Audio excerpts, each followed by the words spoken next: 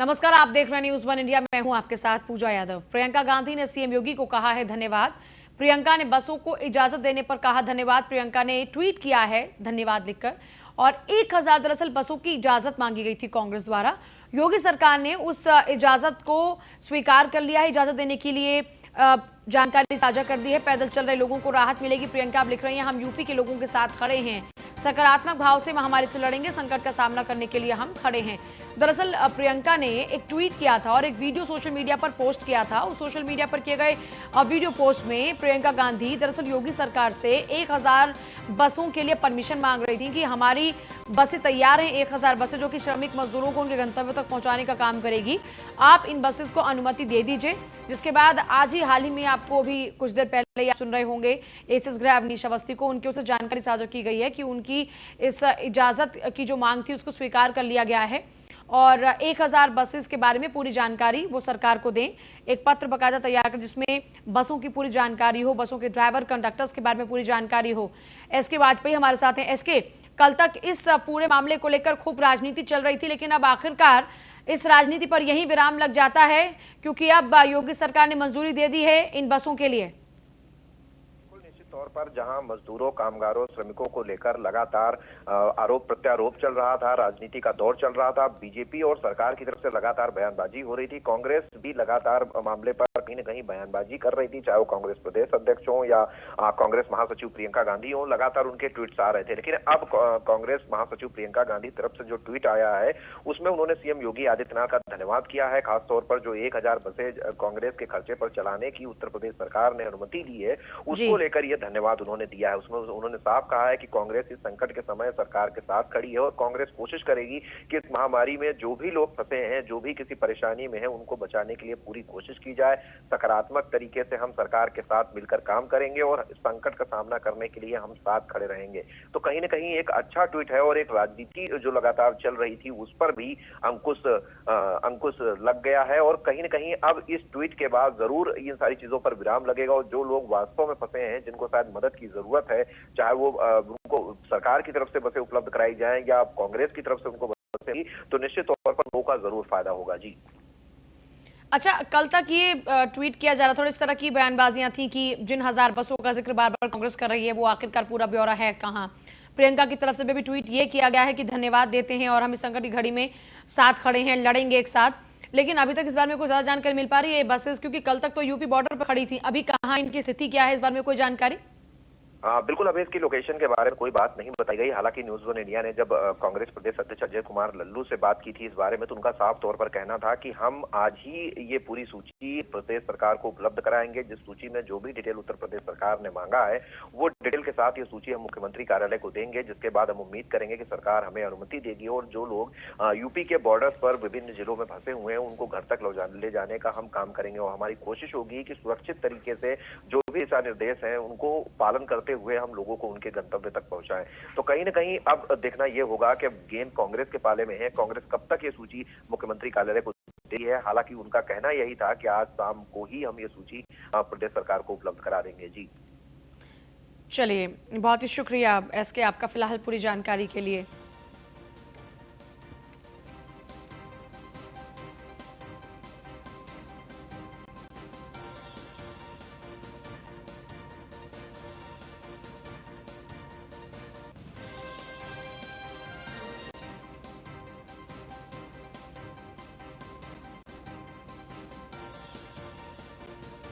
कांग्रेस ने 1000 बसों की इजाजत मांगी थी और इन 1000 बसों के लिए इजाजत दे दी है। इससे पहले खूब सियासी बयानबाजियां चल रही थी कांग्रेस और बीजेपी के बीच में, बीजेपी की ओर से, क्योंकि कल ही कहा गया था कि जिन बसों का जिक्र बार बार कांग्रेस कर रही है हमने उसके बारे में पूरा ब्यौरा मांगा है, लेकिन अब तक हमें कोई जानकारी मुहैया नहीं कराई गई। अब उसके बाद में आज मंजूरी दे दी गई उन 1000 बसों के लिए प्रियंका गांधी ने, जिसके बाद में धन्यवाद ट्वीट किया है। कांग्रेस ने 1000 बसों की इजाजत मांगी थी और उन 1000 बसों के लिए इजाजत कांग्रेस को दी जा चुकी है। अब इन 1000 बसों के बारे में, उनके कंडक्टर्स, ड्राइवर के बारे में पूरी जानकारी साझा करनी होगी सरकार के साथ में। हम यूपी के लोगों के साथ खड़े हैं।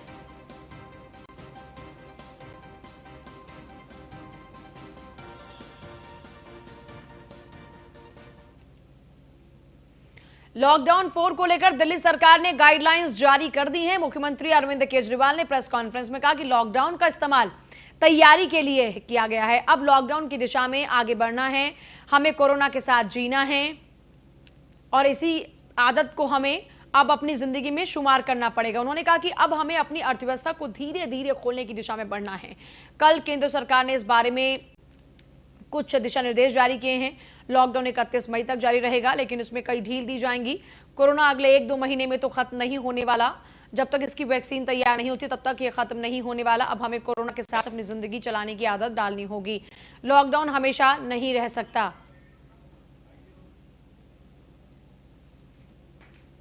इसके बाद देखिए, सरकार की जो गाइडलाइंस है उसमें दिल्ली में अभी सैलून नहीं खोलेंगे, दिल्ली में अभी स्कूल नहीं खोलेंगे, सैलून नहीं खोलेंगे, स्पा नहीं खोलेंगे और दिल्ली में मंदिर अभी नहीं खोलेंगे।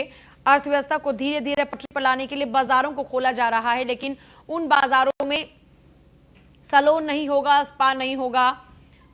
इसके अलावा देखिए, बाजारों के अंदर जो दुकानें खुलेंगी वो भी ऑड इवन फॉर्मूले से खुलेंगी। जिस तरह से आपने अभी तक देखा, ऑड इवन फॉर्मूले को सरकार ने आमतौर पर अपनाया है। लॉकडाउन 4 को लेकर दिल्ली सरकार की गाइडलाइंस हैं। अरविंद केजरीवाल ने प्रेस कॉन्फ्रेंस कर कहा है लॉकडाउन का इस्तेमाल तैयारी के लिए किया। अब लॉकडाउन की दिशा में आगे बढ़ना है, हमें कोरोना के साथ जीने की आदत डालनी होगी। सरकारी और प्राइवेट ऑफिसेज अब खुलेंगे।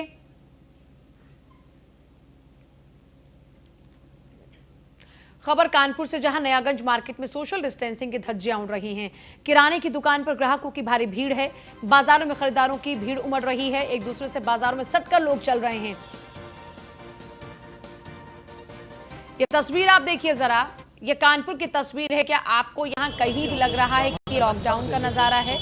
अगर आप इसको देखेंगे ध्यान से तो आप सोचेंगे कि लॉकडाउन की यहाँ पर एक रत्ती भर झलक तक नजर नहीं आती है।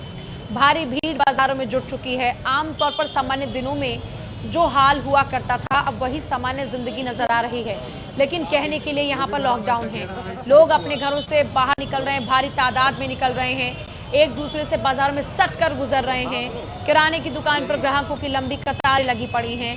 भारी भीड़ है। ना सोशल डिस्टेंसिंग को फॉलो किया जा रहा है, ना लॉकडाउन को फॉलो किया जा रहा है। लोग अपने साथ खतरे को खुद लेकर जा रहे हैं। बार बार कहा गया कि अब आपकी जिम्मेदारी खुद की अपनी भी होगी। लॉकडाउन का पालन करने की बात हो या फिर सोशल डिस्टेंसिंग को मेंटेन करने की बात हो, ये लोगों की खुद की जिम्मेदारी है। और लोग अगर इस जिम्मेदारी का निर्वाह नहीं करेंगे तो इसका खामियाजा भी लोगों को ही भुगतना पड़ेगा। किराने की दुकान पर ग्राहकों की भीड़ इकट्ठा है, बाजारों में खरीदारों की भीड़ उमड़ रही है। आगरा एक्सप्रेसवे पर हादसा, मजदूरों से भरी पिकअप वैन पलटी। हादसे में 2 मजदूरों की मौत, कई घायल। खबर है लखनऊ आगरा एक्सप्रेसवे पर हादसा हुआ। दुखद खबर, मजदूरों से भरी पिकअप वैन पलट गई।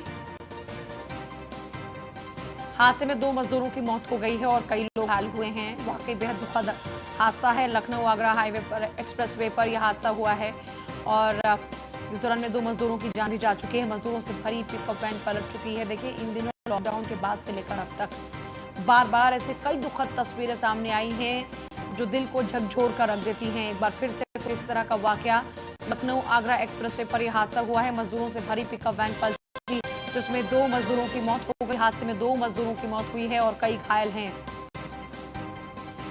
लखनऊ आगरा एक्सप्रेसवे पर यह हादसा हुआ।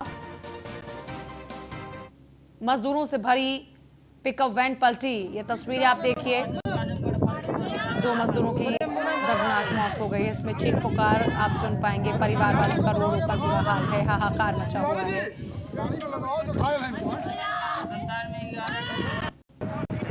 ये कैसे पलट चीख पुकार शायद आपके भी कलेजे को छलनी कर दे।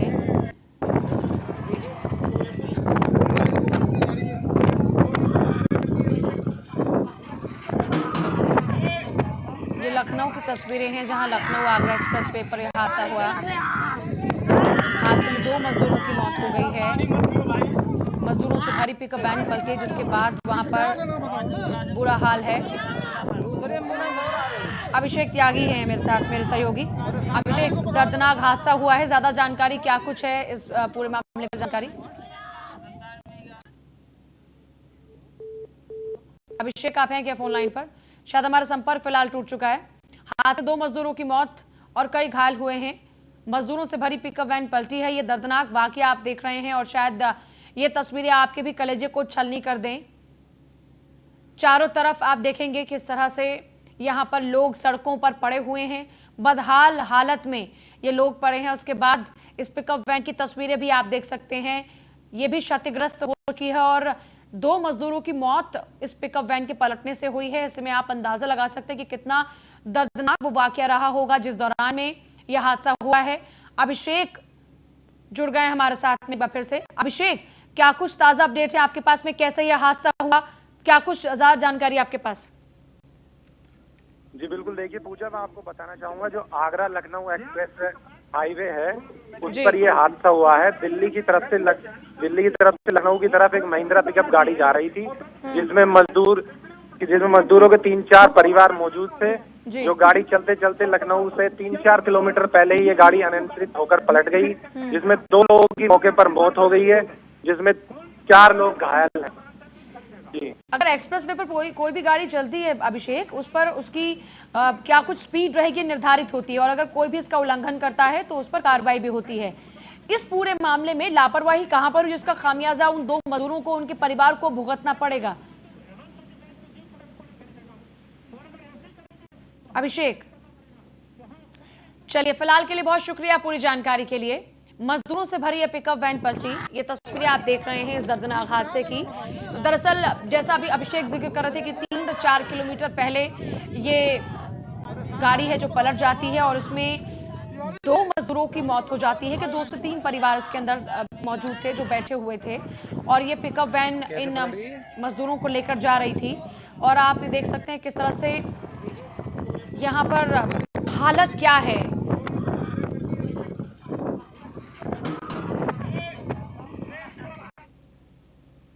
और इटावा में जमकर उड़ी है सोशल डिस्टेंसिंग की धज्जियां। रामलीला रोड पर नहीं दिखी कोई भी पुलिस व्यवस्था, बिना मास्क लगाए लोग सड़कों पर निकले। जबकि उत्तर प्रदेश कोई भी अगर मास्क लगाए बगैर सार्वजनिक जगहों पर निकलता है तो ये कानूनी जुर्म है।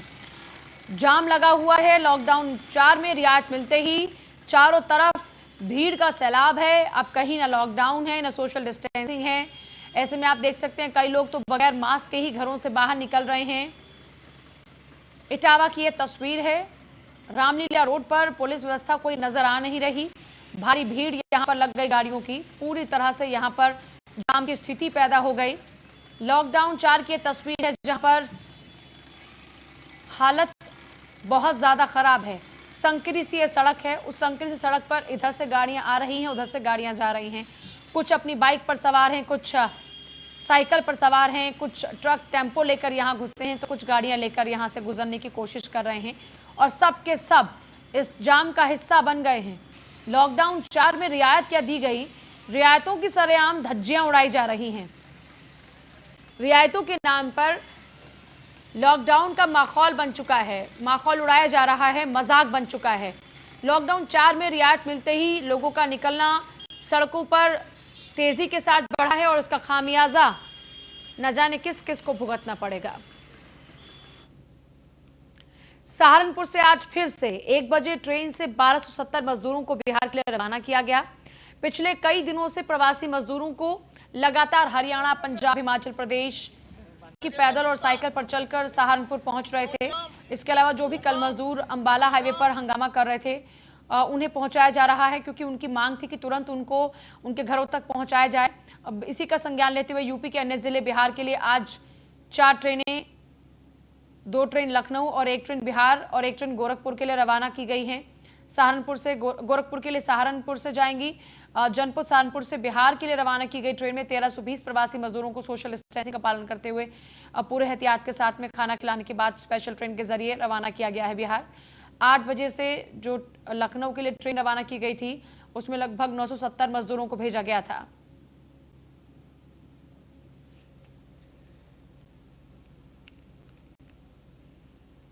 अयोध्या में दिन दहाड़े गोली चली है, प्रधान समेत 2 लोगों की मौत हो गई। गांव में पुलिस फोर्स तैनात है। कोतवाली इनायत नगर ग्राम पलिया प्रताप शाह का मामला।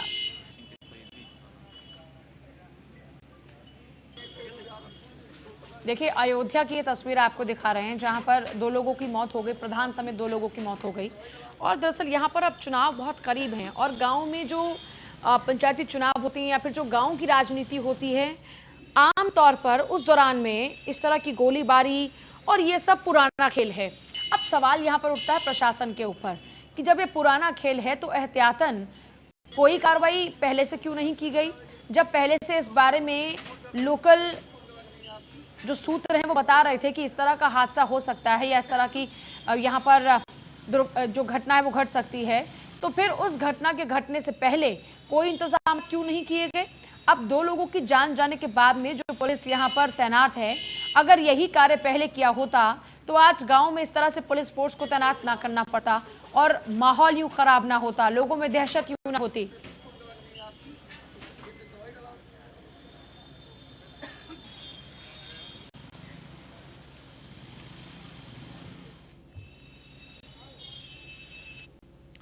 और सीएम योगी की कैबिनेट मंत्रियों के साथ में बैठक जारी है। लखनऊ में मौजूद मंत्री सीएम आवास पर बैठक में शामिल है। लखनऊ के बाहर से मंत्री वीडियो कॉन्फ्रेंसिंग के जरिए जुड़ रहे हैं। हमेशा की तरह लॉकडाउन 4 को लेकर सीएम योगी मंत्रियों के साथ में चर्चा कर रहे हैं। देखिए, गाइडलाइंस जारी होनी है उत्तर प्रदेश के लिए कि लॉकडाउन 4 में क्या कुछ गाइडलाइंस होनी चाहिए, क्योंकि अब केंद्र की अगर गाइडलाइंस की बात करें तो केंद्र की ओर से कोई बहुत ज्यादा रियायत नहीं दी गई है। सिर्फ स्टेडियम खोलने की बात की गई प्रैक्टिस के लिए और वहां पर भी ऑडियंस नहीं होगी। सिर्फ इतना फर्क था लॉकडाउन 3 और 4 में। इसके अलावा अब उत्तर प्रदेश सरकार की गाइडलाइंस क्या होगी, इसको लेकर कैबिनेट के साथ चर्चा कर रहे हैं सीएम योगी। दिल्ली सरकार की ओर से गाइडलाइंस जारी हो चुकी है कि दिल्ली में क्या कुछ और किस तरीके से लॉकडाउन 4 में चलेगा, कैसे अर्थव्यवस्था को गति दी जाएगी। अब उत्तर प्रदेश में देखना होगा कि अर्थव्यवस्था को गति देने के लिए सरकार की ओर से क्या कुछ कदम उठाए जाते हैं, क्या कुछ रियायतें दी जा सकती हैं, क्योंकि देखिए अभी तक जो रियायतें दी गई हैं उसमें ही आलम क्या है लॉकडाउन का वो आप देख ही रहे हैं। चारों तरफ भारी भीड़ है। एसके वाजपेयी जुड़े हमारे साथ में। एसके, क्योंकि आज शाम को 6 बजे सरकार को गाइडलाइंस जारी करनी होगी कि लॉकडाउन 4 के दौरान में क्या कुछ गाइडलाइंस रहेंगी, यानी क्या कुछ रियायतें रहेंगी, इसको लेकर अभी कैबिनेट की बैठक लगातार चल रही है। क्या कुछ चर्चाओं को लेकर जानकारी पहुंची है आप तक? बिल्कुल, निश्चित तौर पर सीएम योगी आदित्यनाथ मंत्रियों के साथ बैठक कर रहे हैं। इसमें लगभग सभी कैबिनेट मंत्रियों, साथ ही साथ कई राज्य मंत्री और स्वतंत्र प्रभार मंत्री भी इस बैठक में जुड़े हुए हैं, क्योंकि ये बैठक में जो मंत्री लखनऊ में हैं वो सीधे सीएम योगी आदित्यनाथ के आवास पर पहुंचे हैं और बाकी जो मंत्री लखनऊ के बाहर हैं वो वीडियो कॉन्फ्रेंसिंग के जरिए इस बैठक से जुड़े हैं। ये बैठक महत्वपूर्ण है क्योंकि आज से ही जो है यूपी सरकार को अपनी गाइडलाइन जारी करनी है। तो सुबह सीएम योगी आदित्यनाथ ने अपनी टीम 11 के अफसरों के साथ बैठक की थी और बहुत सारा फीडबैक जो अफसरों की तरफ से था वो लिया था। अब अपने मंत्रियों के साथ वो चर्चा कर रहे हैं। तो निश्चित तौर पर जब लॉकडाउन 4 कल से लागू होगा, कल से चीजें इंप्लीमेंटेशन में आएंगी, तो बहुत सारी जो चीजें होंगी जो पहले से चल रही थी उनको कंटिन्यू किया जाएगा और जहां कंटेनमेंट एरियाज और जो हॉटस्पॉट इलाके हैं उनमें क्या रणनीति होगी उसको लेकर सीएम योगी आदित्यनाथ अपने मंत्रियों के साथ चर्चा कर रहे हैं। हालांकि ये चर्चा सवेरे अधिकारियों के साथ भी हो चुकी है। अब मंत्रियों से उनके सुझाव ले रहे हैं सीएम योगी आदित्यनाथ। इसमें बड़ी बात यह है कि जो मंत्री जिस विभाग को देखते हैं उस विभाग का अपना क्या योगदान हो सकता है, उस विभाग में कौन सी ऐसी चीजें हैं जो 3 लॉकडाउन के दौरान नहीं चालू थी लेकिन अब उनको प्रतिबंधों के साथ या सशर्त शुरू किया जा सकता है, इस पर भी सुझाव ले रहे हैं। क्योंकि सबसे बड़ी चीज यही है कि इस लॉकडाउन के दौरान उत्तर प्रदेश में जिस तरीके से अभी क्योंकि देखिए ओडीओपी पर पूरा फोकस है सरकार का, क्या इस ओडीओपी को लेकर कुछ खास गाइडलाइंस जारी हो सकती हैं? क्योंकि अभी अर्थव्यवस्था को गति तो दी ही जाएगी, इसके लिए क्या ओडीओपी सहारा हो सकता है सरकार के लिए? बिल्कुल, निश्चित तौर पर ओडीओपी बड़ा सहारा उत्तर प्रदेश सरकार के लिए हो सकता है, क्योंकि अगर हम यूपी के जिलों की बात करें तो जिस तरीके का यहाँ सिनेरियो है, हर जिले का अपना एक अलग उत्पाद है और जिस तरीके से लगातार कामगार, मजदूर, श्रमिक और प्रवासी बाहर से लगातार वापस आ रहे हैं, उसमें अलग अलग उनमें स्किल्स है, वो अलग अलग स्किल होल्डर्स हैं। तो जिसके लिए सीएम योगी ने पहले ही कहा था कि जो भी उनकी स्किलिंग है वो की जाए और उनका एक डेटाबेस तैयार किया जाए। ठीक है, इसके बहुत शुक्रिया आपका फिलहाल तमाम जानकारी के लिए।